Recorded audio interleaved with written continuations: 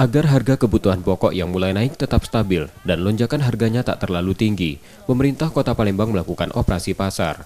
Operasi ini dilakukan di sejumlah pasar tradisional di Palembang mulai 26 April lalu. Pemkot Palembang bersama Perum Bulog menyediakan sejumlah komoditi seperti daging sapi dan kerbau, gula, terigu, dan beras.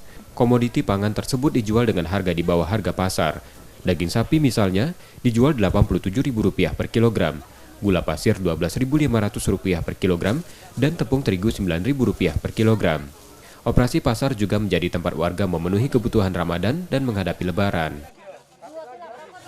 Ini dalam rangka kita kan ini untuk menghindari gejolak-gejolak yang di pasaran, terutama ini menghadapi Lebaran Idul Fitri, dan dalam rangka kita ini bulan Ramadan ini ya, untuk menstabilkan ini harga-harga, terutama harga daging, ayam, dan telur.